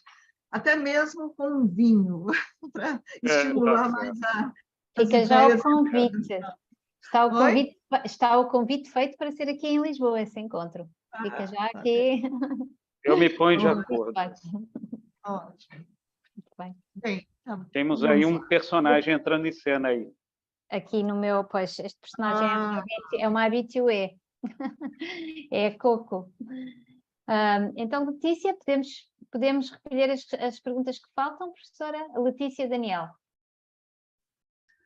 Bom, boa tarde, eu sou Letícia, né? Eu sou uma pesquisadora da área da gestão e das organizações, então, assim, estou junto, né, com o grupo da Verônica para aprender um pouco mais sobre os animais, e eu quero muito agradecer a professora Maria Esther enfim, por essa brilhante intervenção, pela fala, acho muito inspiradora, muitos pontos importantes, né, para a gente refletir sobre. E, assim, especificamente me toca esse tema, né, porque nós fazemos parte, né, nós temos um coletivo no Brasil, inclusive, em que a gente tenta pensar a partir de uma série de artifícios, né, de uma série de questões, como que a gente pode desantropocentrar um pouco mais a gestão, as organizações, e como que a gente pode pensar formas diferentes, né, de organização social, de organização da cidade, de organização, enfim, e acho que num movimento muito recente, né, nós temos visto, e acho que isso tem a ver até com a última parte dessa sua resposta, dessas conexões com a literatura, né, e com a arte de forma geral, né, de como que a arte ela tem nos provocado tem nos provocado reflexões sobre o que nós podemos fazer de diferente. Acho que aí a gente tem uma importância muito grande da ficcionalização, da fabulação nesses processos de buscar imaginar com ferocidade, de pensar, né, essa construção das alteridades radicais, como, né, você mesma falou na sua intervenção. Então, na verdade, acho até que uma parte da minha pergunta foi respondida nessa última, mas acho que seria mais nesse sentido, assim, de pensar qual seria o papel, então, da literatura, né? Como é que a gente pode fazer essas conexões para quem não trabalha, né, nessa área, para quem não é um escritor, como que a gente pode se provocar essa imaginação a partir da leitura, a partir do exercício até da fabulação, da ficcionalização, né? E, enfim, como que nós podemos nos utilizar desses artifícios que a literatura nos coloca para que a gente possa imaginar uma sociedade diferente, mais respeitosa, menos antropocêntrica, enfim, seria mais nesse sentido de provocar um pouco mais para falar sobre essas questões, para além simplesmente da escrita científica, que já vem se utilizando bastante, né, dessas formas diferentes de escrita, mas como que nós podemos nos provocar em relação a isso. Obrigada. Obrigada, Letícia. Há pouco tempo até participei de um evento organizado pelo Luiz Henrique, né, que está aqui, professor lá da Universidade Federal do Rio Grande do Sul, e um evento voltado exatamente para a educação, né? Como levar essas questões da biologia, da literatura, na relação com os animais, né, para a educação, né, e estimular os estudantes a pensarem, né, sobre esses limites e liames entre humanos e não humanos, sobre as controversas relações, né, que nós mantemos o tempo todo com eles, né, que estamos mantendo, já mantivemos, e então acho que tudo isso tem a ver com a sua pergunta, né, porque é de levar mesmo para as pessoas que não estão, de fato, ligadas à literatura, ou ligadas à filosofia, né, à sociologia, enfim, a questões de âmbito mais intelectual, digamos assim, né? Como levar isso para essas pessoas? Eu acho que passa mesmo por pelo exercício da empatia, né? Quer dizer, de estimular esse exercício da empatia. E, é claro, políticas públicas, novas medidas de ordem jurídica, sabe? Isso tudo contribui. Isso tudo contribui para que haja uma conscientização. Quer dizer, de levar essas ideias, de levar essa sensibilidade, né, de levar isso tudo também, né, para as salas de aula, né, para as crianças. Né, as crianças têm assim uma intrínseca relação com os animais, sabe, que infelizmente acabam sendo contaminadas ao longo do tempo por esse antropomorfismo.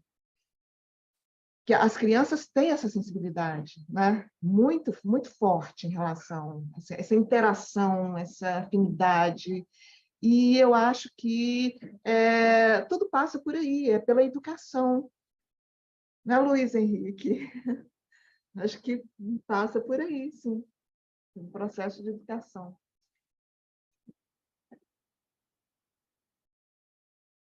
Antes de passar aqui a... ativismo, né? Mesmo o ativismo é importante. E levar isso também para os ativistas, né? É importante. Uma vez me perguntaram, você é uma ativista?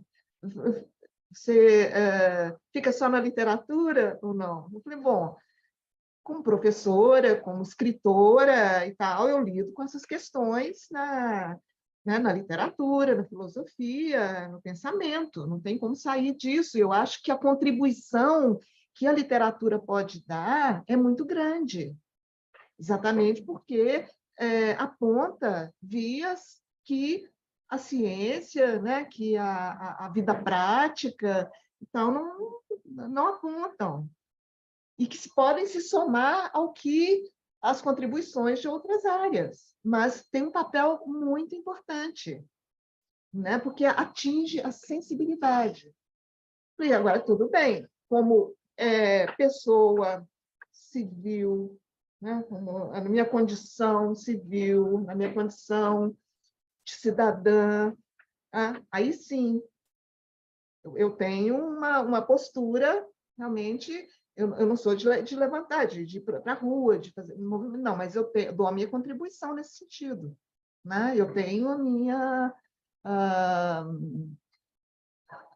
eu dou a minha contribuição via literatura. E via a minha convivência também com os bichos, né? Com os animais, que vem desde criança. Desde a época em que eu vivi na fazenda, na quinta do meu pai, né? Meu pai era produtor rural e eu tinha uma relação muito estreita com essa vida natural. E a relação com os animais em geral, com os cachorros, os gatos, as galinhas, os insetos. Agora mesmo, é impressionante. Sempre que eu estou aqui no meu escritório, tem um jardim em frente, um terraço com um jardim, sempre aparece um pássaro, um bem-te-vi. Eu não sei se em Portugal bem-te-vi é conhecido como bem-te-vi. Aparece aqui, né? Até morcego de vez em quando aparece, pousa aqui. Então, essa convivência, eu acho que possibilita, e as pessoas, claro, tem muitas maneiras de lidar com esse campo. O ativismo é importante, muito importante, a educação é muito importante, a leitura é muito importante. Então, é todo um conjunto de fatores que entram. Muito obrigada. E assim já visitamos ali uma das perguntas que estava no chat. Se calhar passava agora então a palavra ao Daniel e depois a seguir ficamos com as perguntas do chat. Ainda temos aqui umas 2 ou 3. Daniel. Boa. Obrigado, professora Verónica. Obrigado também à professora Maria. A professora Maria, fez uma intervenção fantástica, acho que isso é unânime por todas as pessoas que estão aqui presentes, e falou muito e tocou muito numa visão antropocêntrica, na forma como atualmente e também na história se tem visto os animais, nomeadamente que os humanos estão na hierarquia dos seres viventes. A minha questão é esta é uma visão antropocêntrica ou é uma visão androcêntrica? Ou seja, é o homem que está na hierarquia dos seres viventes antes de tudo. Obrigada, Daniel. Eu acho que faz sentido essa pergunta. Porque, quando eu falei assim, eu prefiro falar humanos e não homens, eu pensei exatamente, é porque eu penso dessa maneira. Não é? Você não tem que falar de homens e animais. A palavra homem está muito... ela é excludente, né? Ela é excludente dentro desse pensamento antropocêntrico. Eu prefiro falar humanos, que aí envolve homens, mulheres. E olha, essa hierarquia, né, é muito ela é muito complexa também, né? Tudo isso é muito complexo, muito intrincado. Quer dizer, como diz a Luanda ali, a Leandra Francino, o androcentrismo, né, está na gênese do termo antropos, né, desde a antiguidade. De fato, né? E há várias pesquisadoras contemporâneas que têm lidado com a questão dos animais, relacionando ao feminismo também. A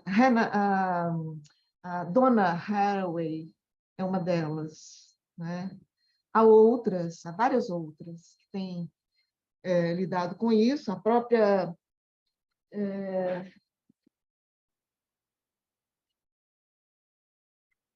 esse livrinho aqui, que eu acho interessante também, da Elisabeth de Fontenay e a Pasquier, Marie-Claire Pasquier, Traduire, de Parler, de Bête, né? E fala também de questão das figuras femininas. A própria,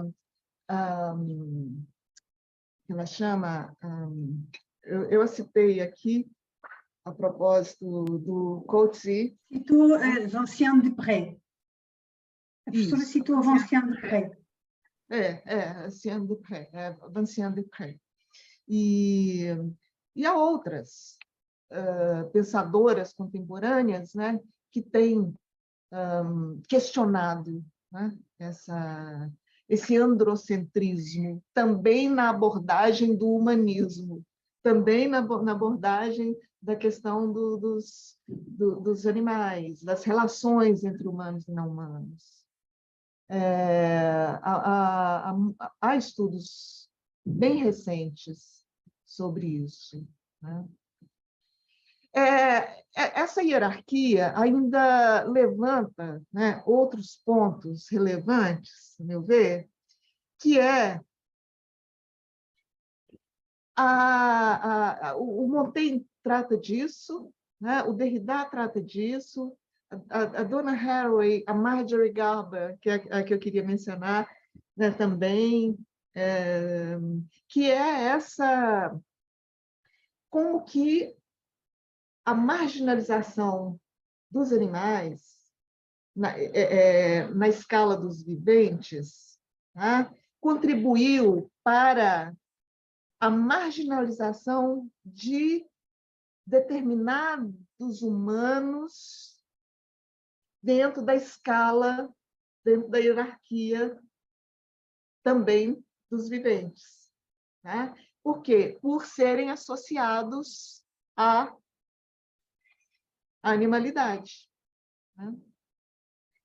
Então, é a biopolítica. Né? O Coetzee trata disso também, né? Naquele romance Desonra. A própria Elizabeth Costello, no A Vida dos Animais, levanta essa questão, muitas vezes, que a maneira como nós tratamos os animais se reflete na maneira como nós tratamos os próprios humanos. O Foucault lida com isso também em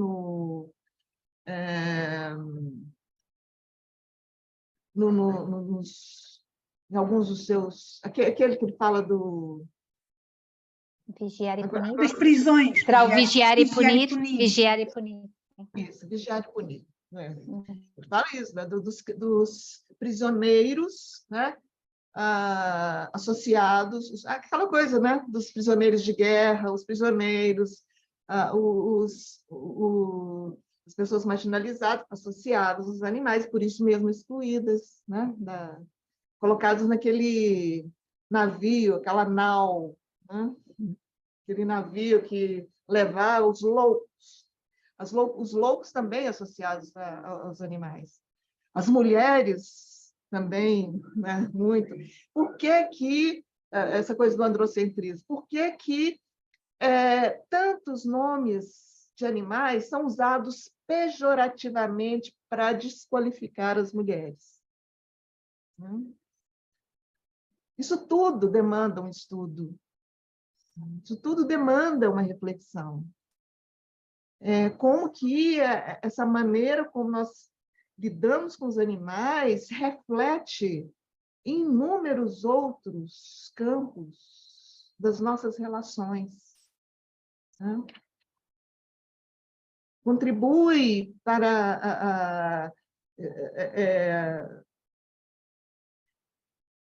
as questões de gênero, assim, a relação entre gêneros, entre raças, entre etnias, entre tudo, tudo.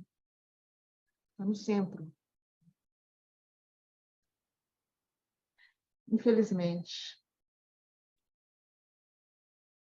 Espero que isso se altere. E cursos como esse que Verônica organiza, né, podem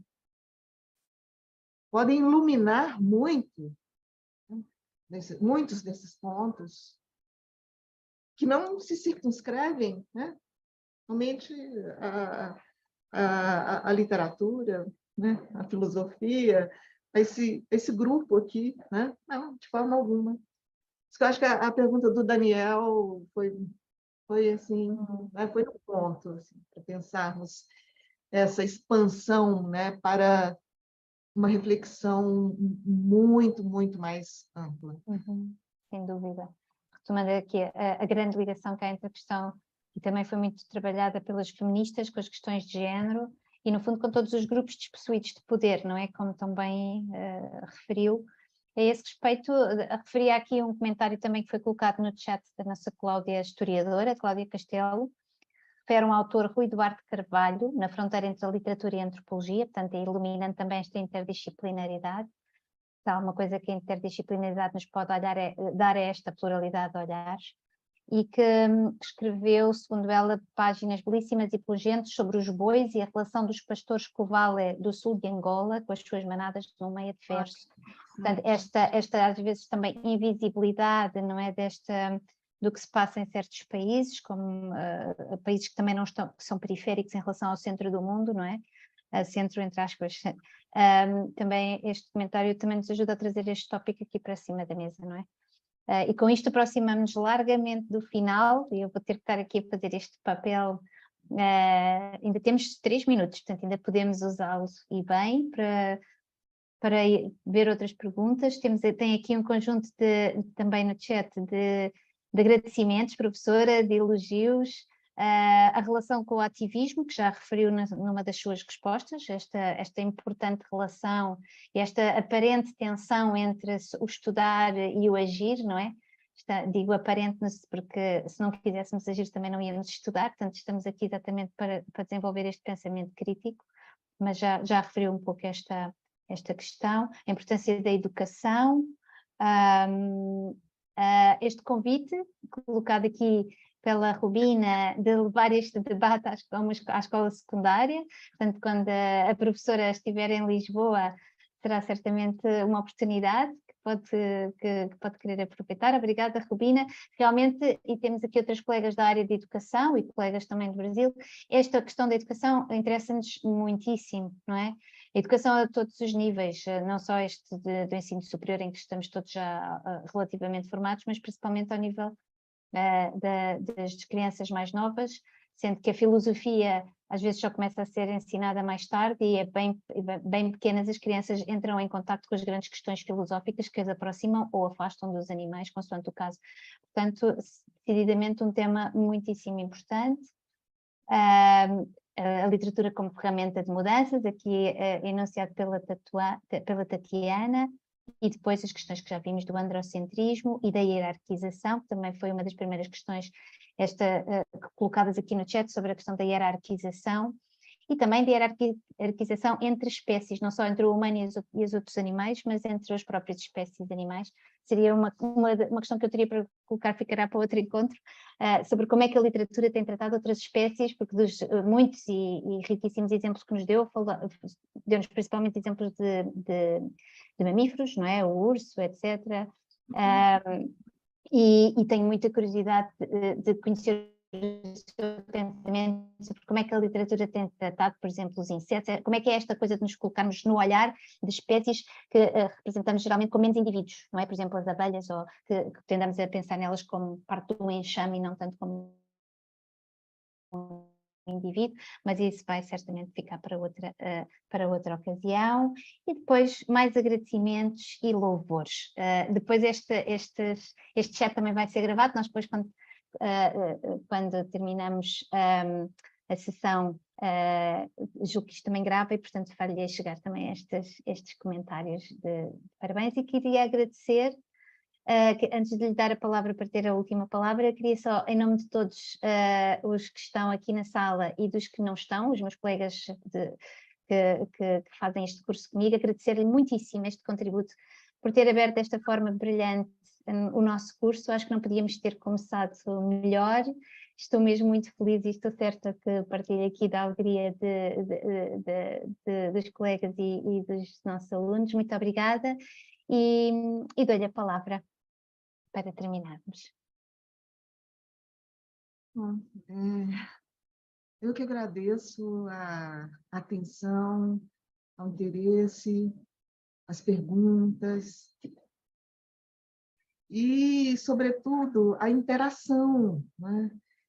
Com temas que, a meu ver, cada vez se tornam mais relevantes e urgentes para pensarmos a nossa condição de viventes no planeta. Porque além dos animais não humanos, né, dos animais humanos, existem os não humanos que não são animais e que também participam, né, dessa orquestra da natureza. E tudo isso compõe, né, a vida, compõe a nossa trajetória, né, a nossa jornada, né, pelo mundo, e corremos o risco cada vez maior disso acabar, sobretudo no Brasil, né, com a devastação da natureza, a devastação da Amazônia, a devastação do Pantanal, do Cerrado, nefastas levadas, né, para o povo brasileiro e que destroem não apenas a nossa vida social, mas o próprio, na sua amplitude, né, urbana e também, claro, sobretudo, enquanto natureza. E então é isso, tá? Esse tema. Agradeço a oportunidade de estar com vocês e parabenizo a iniciativa da Verônica, tá, em organizar esse curso, em promover esse curso, que tenha esse caráter transdisciplinar, né, que inclui áreas de todos os conhecimentos. É isso, muito obrigada. Uma boa noite para os que estão em Portugal, um bom final de tarde para os que estão no Brasil. Obrigada. Muito obrigada. Muito obrigada a todos e aos inscritos, todos pela presença, pelos contributos, pela excelente discussão. Acho que estamos de acordo que foi contributos, perguntas interessantíssimas que estimularam muitíssimo o debate. Obrigada. E aos inscritos no curso. Agora encontramos-nos às terças e quintas-feiras. Agora vai ser assim durante uns tempos. Portanto, cá nos vemos na próxima quinta-feira. Obrigada a todos. Um bom curso para vocês todos. Obrigada. Obrigada.